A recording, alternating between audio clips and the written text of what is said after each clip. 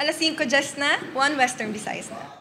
Alas 5:10 na, 1 Western Visayas na.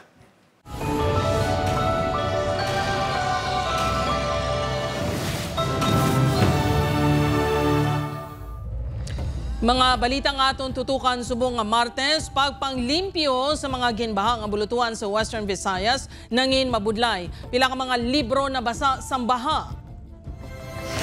Bagyo kag LPA sa sulod sang par posible magpabaskog sang habagat suno sa pag-asa. 13 anyos nga solterito nalumos sang nagpaligo sa sapa sa barangay Tagbak, Haro. Patay na sang nasapuan. Mga kanal sa coastal area sa Bacolod City puno sang basura nga nagatugas ang pagbaha suno sa LGU. Iban pa nga transport terminal sa Iloilo City natukiban nga may mga kapaltahan santo sa inspeksyon sang LGU. Kag magnitude 4.4 nga linog na batyagan sa Aninii Antique kagabi. Pagtayog na records ang CCTV.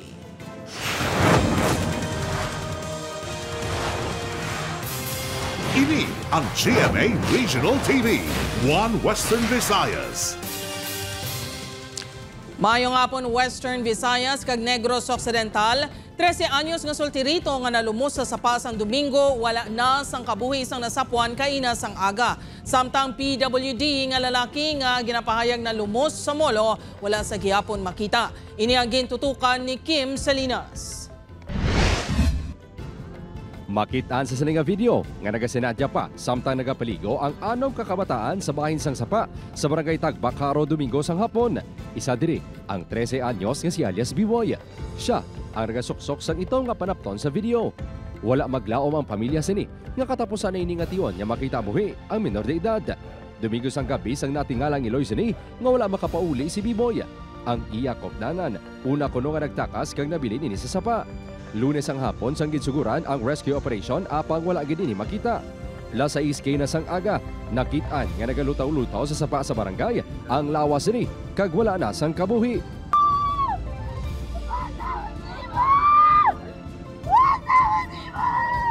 Hindi ko mabato ni galing. Ano ko kaya mo na nasa akin? Kinadalo mo na lang sa pinsan ko ka nagbakasyon na sa naglagaw. Pulis na sa tali, sir. Hindi ka mo sa punoy. Nabayi lang kami. Sunod sa kapulisan, may nakita nga pila sa ulo ni B-Boy. Yet to be determined pa to ang muna nagpasuko kita. Saway ni sila early, galing iti siyempre kabataan, mapaglakat na, masaylo naman na sila. Samtang, padayon sa gihapon ang pagpangita sa 25 anyos nga PWD nga lalaki nga ginapahayag na lumos sa Barangay Boulevard Molo kahapon. Ginapahayag nga nagpaligo ini kag nagpanguha sang shells upod sa iya pakaisa kagabyan. Nga victim, hindi siya kabalo maglangoy, no? Tapos, ang hintabok nila, ang shoreline sa ining suba galing kay ang iyang pakaisa as reported hindi man kabalo maglangoy, so doon nahambuyan sa iyang pakaisa. Duwa man kamanog pangisda ang missing sa Gimaras. Base sa post sang MDRRMO Sibunag, ulihi sila nakita sa kadagatan sakop sang Barangay Sebaste sa among Abanwa. Sa report sang Office of Civil Defense 6, 3 pa ka mga persona ang missing sa Antique. 2 sa Banwa sang Sebaste nga ginapasuni na anod sang baha sang July 17, kag isa sa Banwa sang Tobias Fournier nga ginreport kinadula sa amuman nga adlaw. Gina-verify pa man sang OCD kung mayara sa mga missing sang Negros Occidental, bangod wala sila sang may nabaton nga opisyal nga report. May nakasanbay pa yung air asset para sa pagkandak ng aerial survey para mapalipad natin, para mahanap natin yung dalawang missing. Hugot naman nga nagpaanda mga otoridad nga ipaiway ang pagpadulo o kung paglangoy sa sapa, suba akong karagatan kung malay ng tiyempo, agod malikawan nga malumos. Upod Keromel Porquia, Kim Salinas, 1 Western Visayas.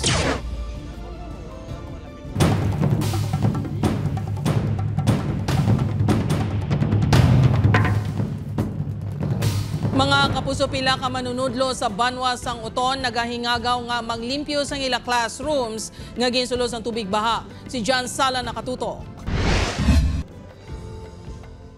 Naptan sa news team kay nasang aga sanday Ma'am Liza nga nagapangdag na sa ilang mga classroom diri sa Lambuyaw Elementary School.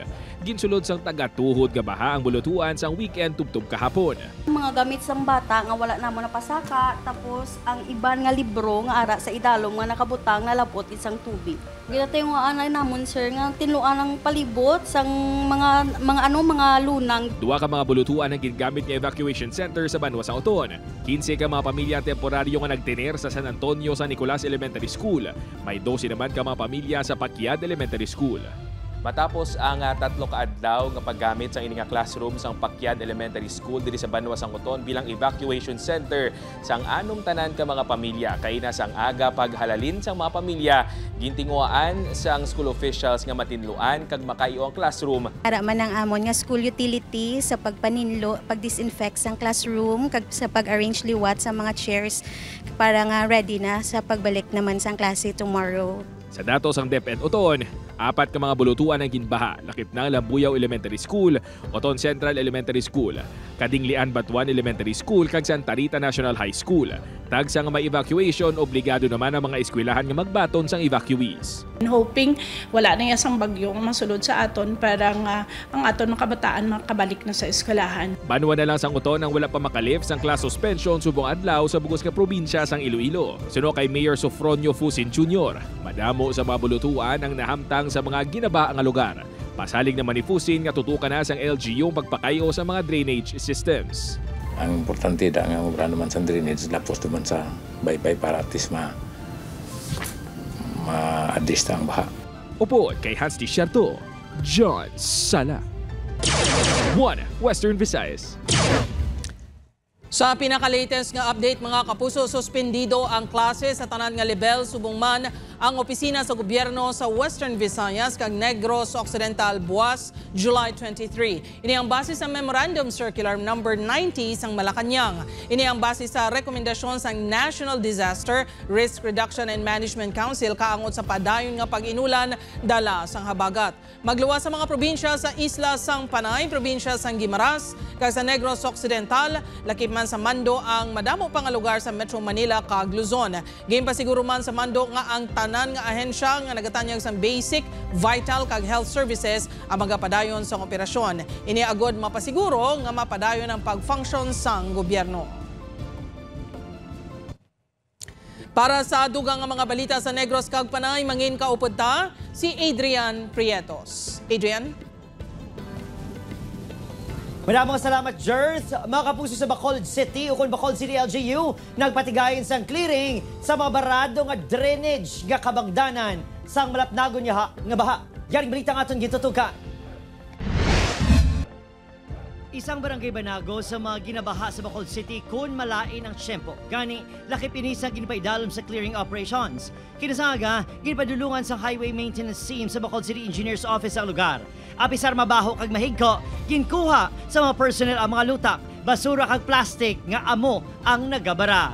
Pat sila kani, butang na sa sako, kag kikan para nga hindi maukay sang sapat, kag hindi mamakuan sa hangin. Kamatama tayo sa flow kay kung makupunta na sa punta to, mailig mo lang isa mo. May mga patay man kuno nga sapat kag iban pa nga magguba nga gamit nga nagkuha sa mga drainage. Di ginasaway di sila sang mga kwan, sang mga opisyal di. Way mo sila pasaway, sige Japon ula sang basura di. Daway kaubusan ang higko di kagang basura sa dalom. Ang pinakamaresidente nga ginbaha nagalaom nga unta to na sa iba ng paghaboy sa basura bisan diin lang. Mga akik na sila si taon niya. Dayon, ano ginaba nila? Pagusto lang sila ya kay ilaim na. Pero kung magbaha? Magbaha, tingnan di tanan baha. Nagmando man ang alkalde sa syudad nga tutukan ang Banago River. I-reinforce pa rin natin para mas madasig ang clearing sa Banago River. Sa taytay sa Banago, silted na gida tayo. Ang agyan sa tubig siguro, less than a meter na lang. Samtang, nagbilin sa masobra 14 million pesos nga halit sa agrikultura kag fisheries sa Negros Occidental ang malaing nga tiyempo sa nagligan nga mga inadlaw. Sa datos ng probinsya, 772 ka mga mangungumas ang mais, palay kag high-valued crops ang apektado ang palangabuhian. Masobra 650 ka hektaryos ang talamnan apektado sa pagbaha. Sa sektor sang fisheries, apektadong produksyon sang tilapia, bangros kag gasag. Opod, Kiril Casillo, Adrian Prietos, One Western Visayas. Sa iban pang balita, Transport Terminal Inspection Board gin-inspeksyon ang iban pang transport terminal sa Iloilo City. Mga terminal na kitaan sang kapaltahan. Si Kim Salinas nakatutok.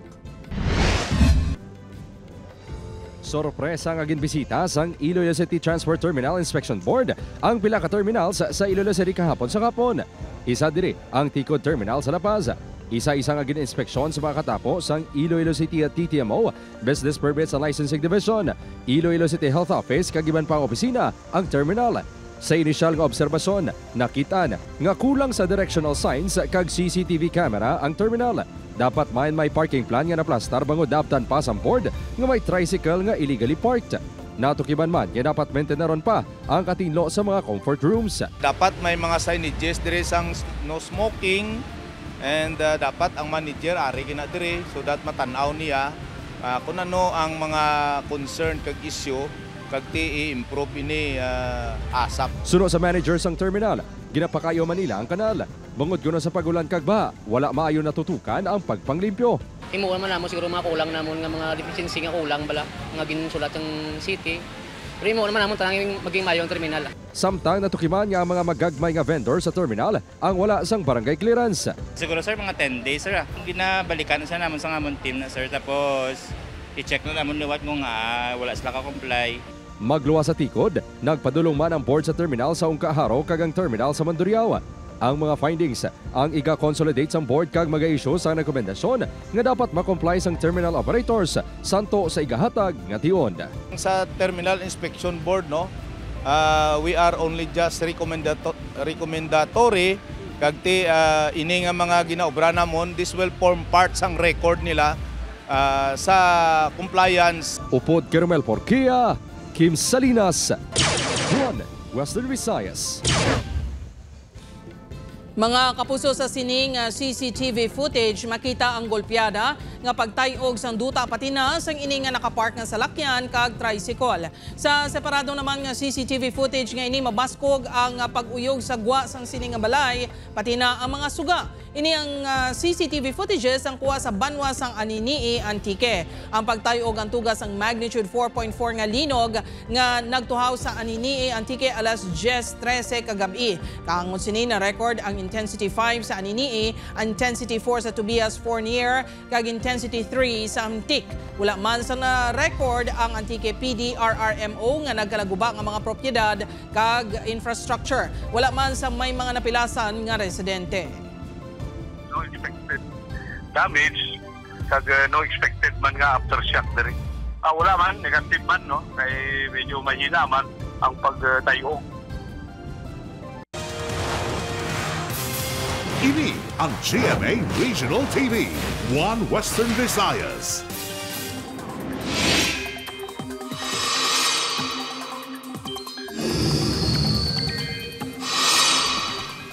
Banatayan mga puso ng inbagyo na ang isa sa mga LPA o kung low pressure area ang ginamonitor sa Pag-asa sa sulod sang Parokon Philippine Area of Responsibility.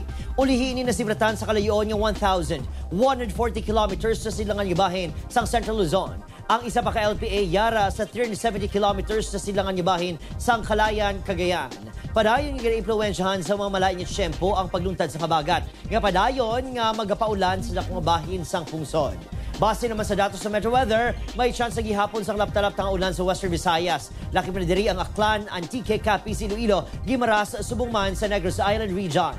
May chance naman sa ulan sa ibang pangabahin sa Pilipinas.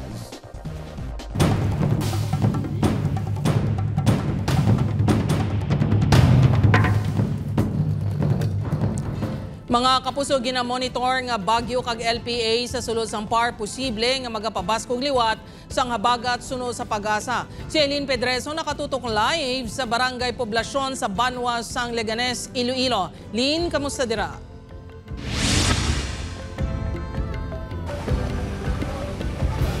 Jert, mga kapuso, apisan nagbalik na ang face-to-face classes sa pila ka mga bulutuan. May mga eskwelahan sa gihapon nga wala sang klase bangod apektado sang baha. Kangay na lang diri sa Banwa sang Leganes. Padayon nga ginapaalerto sa otoridad ang mga pumuluyo apisar na hagan-hagan ng epekto sa habagat. Inibangod sa LPA nga nangin bagyo kang isa pa ka LPA nga yara sa Philippine Area of Responsibility. Posible pabaskugon sini ang habagat nga liwat magadala sa mamunog nga ulan sa isla sang Panay kag Negros. Just in case lang mag-develop siya sa isa ka bagyo, pababaw ni ang iyang dalagan. So, though unlikely man siya nga mag-landfall sa aton diri no, sa aton nga pungsod, pero expect na naton may enhancement sang southwest monsoon. Samtang ginatutukan sang alkalde sang Iloilo City ang pag-issue sang cease and desist order ukon pagpaguba sa ginatukod nga access road sa barangay Tagbak, Haro. Ini matapos ang ila pagsinapol sa Iloilo City Drainage Task Force kahapon upod ang Department of Public Works and Highway 6. Pila pa kapatay aton hulaton? Like I've said, ibalik naton. Ang standards ng DPWH, pila dapat ka meters ang creek.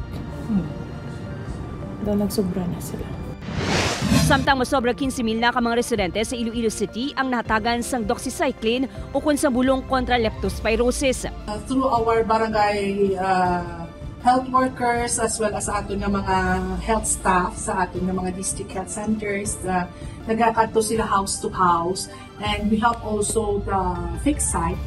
Samtang suspendito sa gihapon ng in-person classes sa Leganes Central Elementary School, inibangod ginsulod sa baha ang bulutuan. Imbis magklase, nagpangdagnas pa sa mga mahigko nga salog ang mga manunudlo. O tapat today may klase nagigman, ti galing kay ti amuning sitwasyon namon, ti hindi pagid kami ka klase kag ti ang kabataan man ang gina-after namon, kay ti mabaho kag mahigko ang palibot. Pila ka mga gamit sa sulod sang ulot klasihan kasubong sa mga libro ang nagkalabasa.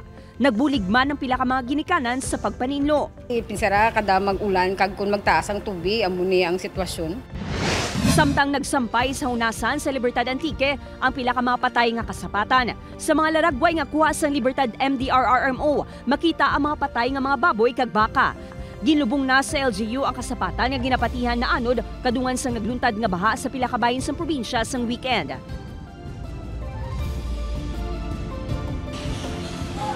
Jared padayon sa gihapon nga gaka-eksperyensyahan sa pila ka bahin sa Iloilo City kag probinsya sang Iloilo ang pag-ulan.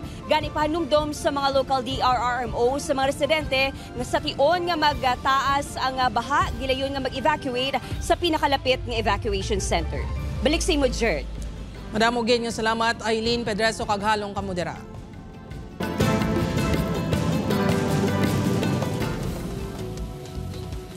Operasyon sang mga nagapangawas sa helmet sa Bacolod City ginatutugan na sang kapulisan. Posible sa likod sang modus sa pagpangawa. Yaring balita nga aton gitutugan. Sa CCTV footage ngayon, makita ang pagpalapit sa isang lalaki sa parkingan sa mga motorsiklo sa Barangay Alihis, Bacolod City. Pila ka minuto ang nagliga, gintaban sining helmet kag nagpalagyo sa lugar. Ang lalaki sa CCTV footage amo si alias Herman. Ang lalaki nga madumduman, gindakop sa mga residente bangod sa pagtaban sa helmet sa isa ka estudyante. Ginako sa sospek ang iya pagpangawat sa helmet. Kilala ko kwarta nga moto na tintar ko. Plano ko na bligya sir. Apos ang bligya. Ang rason kuno sini sa pagpangawat, nagka-depress ko sir, nagka-problema sa pamilya ko sir. Okay. Though wala ko sir, wala ko kwarta, ang nakugutom. Sunod sa kapulisan, ginatutugan ang posibilidad nga may iban pa nga kaupdanan si alias Herman sa pag-operate sa syudad. Damo kita sa mga reported nga mga kawatan nga mga personalidad nga nakagawa subong sa BGMP. Kaya na gina-report man asang BGMP sa aton. So isa sa mga budos mo ng pagpangawat sang helmet. Gani ang pinakamang residente, nagapangaman na. Mga helmet ba? Mga helmet, kinapadala ng helmet para bula-bula wayaso law. No? Di ginano nila? Ha? Di nila ginasulod? Balde. Panog yan sa otoridad? Before kita halin sa aton nga salakyan, check naton kung ang yabi, arabala na dala naton, ang helmet na dala naton. Kaya hindi magkanto ka sa malls, pwede man na mo da mapadilin. Every week, may mga na-release mo na dahil. Ang kawatan nabi, hindi man na mo na forever man. Kaya gabil man na siya sang libargining, makapiyansa. Opo, Kiril Casillo, Adrian Bretos, One Western Visayas. Mga kapuso nagagwa sa investigasyon sa Iloilo City Police Office nga nakapadulong pa sa isa ka ilimnan si Patrolman Dandy Luis Taihon antes sa sapuan nga wala na sang kabuhi sang tinalikdan nga July 20 sa Iloilo River. Nakita sang kapulisan sa CCTV footage nga nagsulod sa isa ka bar sa San Rafael, Mandurriao ang pulis pasado alas 11 Biyernes ang gabi upod ang isa kalalaki. Alas 3:05 Sabado sang kaagahon na ini nagwa sa bar nga naga-isahanon. May ginhapitan pa ini nga convenience store tubtob naglakat-lakat padulong sa Diversion Road. Kay nasang aga ginpangunahan ni PRO6 Director Brigadier General Josefino Ligan ang inspeksyon sa Iloilo Esplanade kung sa diin nasapuan ang pulis. Nagmando man ini sang maid-id nga investigasyon. Ginpadulungan sa news team ang himata sang pulis nga nagaasikaso sang iyahaya apang nagpaiway na sila nga magpa-interview. So last scene siya na naglalakad is 3 a.m. ng Saturday. Based on the footages, they were drinking since 11 p.m. Safely saying nakainom siya. Ang kuan ni RD Samon is to investigate properly, thoroughly ang ining incident.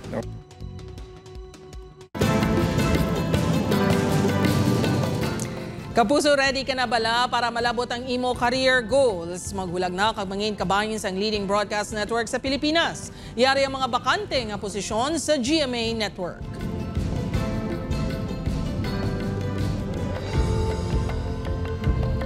Sa mga interesadong aplikante, pwede ka mong magbisita sa www.careers.gmanetwork.com.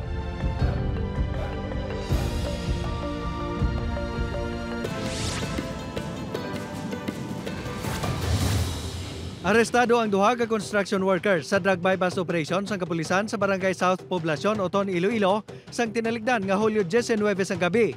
Ang magbayaw ang ginkilala kanday alias Andy kag alias Toto, legal sang pangidaron. Lunsay mga street level individual kag ginakabig nga mga runner. Nakuha sa ila ang 15 gramos sa suspected shabu nga nagabalor sa 95,200 pesos. Arestado man ang high-value individual nga si alias Roming, 65 anyos, sa drug buy-bust operation sa Barangay Marina, Binalbagan. Nakuha sa subject ang masobra 1.7 million pesos nga balor sa suspected shabu. Ginaimbestigaran kung sa din ang source ni sa ilegal nga droga. Nasapuan man nga wala sang kabuhi ang isa ka manong pangisda sa Sagay Marine Reserve sa Sagay City. Sunod sa kapulisan, nasapuan sang duha ka mga manong pangisda ang biktima sa tunga sang lawod. Posible nga nalumos ini bangod malain ang panahon sa nagpalawod ini.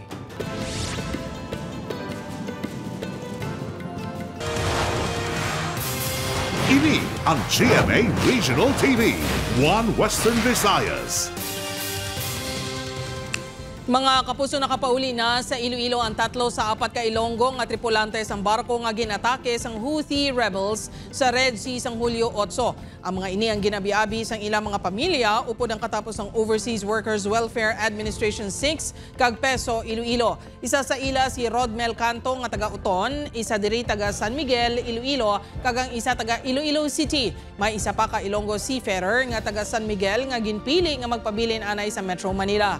Nagpaiway anay nga magatubang sa news team ang mga nagpauli nga Ilonggo seafarers. Sunod sa OWAS 6, padayon sila nga magapakig-angot sa 3 ka seafarers para sa psychosocial counseling. Samtang padayon sa gihapon ang pagpangita sa 4 ka taga Western Visayas nga lakip sa 13 pa ka missing sa pagpangatake sang Houthi rebels.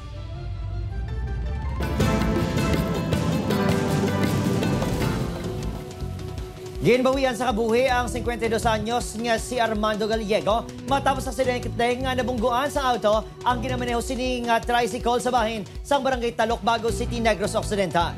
Nagagawa sa investigasyon sa kapulisan nga nagasunod ang auto sa ginamaneho nga tricycle ni Julian Fernandez, 22 anyos, kag nagtuyo nga mag-overtake pero nadulaan ni isang kontrol kag nagbunggo sa likod nga bahin sa tricycle. Bangod sa makusog nga impact, nagtabog si Gallego kag nakaagom sa patal nga pila sa ulo kag pinakabahin sang iya lawas. Nagdiretso pa ang tricycle kag auto sa kilid sang dalan, rason nga nasagaid sang auto ang mag-asawa nga Charles Kevin kag Maria Cecilia Tan nga natabuan nagabantay sang masakyan. Ginabulong na mainis sa ospital kag ara na sa maayong kondisyon. Posible sino sa kapulisan nga nagadali ang driver sa auto sang natabo ang aksidente. Ginpasaka na inisang reklamo nga reckless imprudence resulting to homicide kag serious physical injuries. Wala na nagpa-interview ang himata sang napatay nga tricycle driver.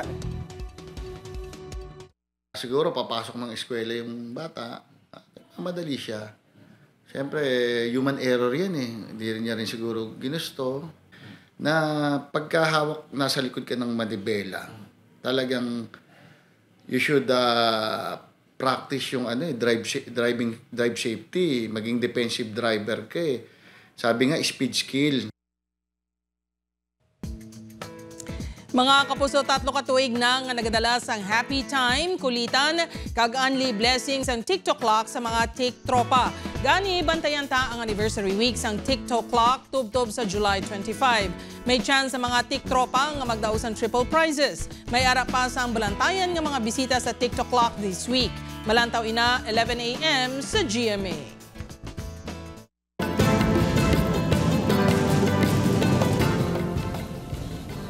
Nakitaan sa pagtaas ng kaso sang hand, foot and mouth disease sa Bacolod City, subong nga tuig suno sa CHO kun City Health Office. Sa datos sa CHO, humalin sa Enero tubtob Hulyo 12, sini nga tuig may ara sang 78 ka HFMD cases ang syudad. Mas mataas ini sang 239% kung ipaanggid sa 23 na kaso sa pareho nga binulan sang tuig 2024. Napadayon pa ang pag-consolidate ng CHO sang record halin sa mga barangay gani posible madugangan pa ang mga kaso. Ginahugot man ang kampanya sa may eskwelahan bago nakita nga masami kabataan ang magdasig nga nagkakatapikan sang HFMD. Pila sa mga sintomas sini amo ang hilanat, paghubag sang baba, kamot kag tiil. Basi makita niyo nga damo kamo may mabatian niya reports from all other sectors nga damo sila HFMD cases, but actually they are not reported to City Health. So if you look at it, ang ma-capture naman yung reports are those with case investigation forms kag nag-consult sa mga doctors naton, hospitals.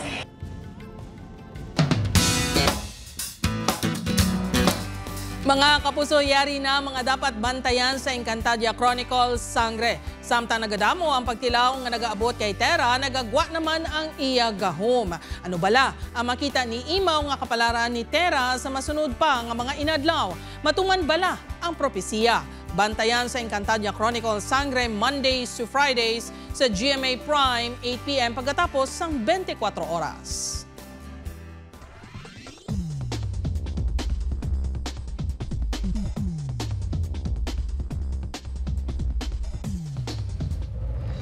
Sa aton mga kapuso diri sa Western Visayas kag Negros Occidental, subong man sa aton mga kapuso abroad. Madamo gid nga salamat sa pagtutok. Mag-isa kita kag hibaloon ang mga balita tungod local news matters. Ako si Gertrude Charlotan, ini ang One Western Visayas, bugos nga puwersa para sa mas dako nga misyon kag mas masangkad nga pagserbisyo sa pungsod.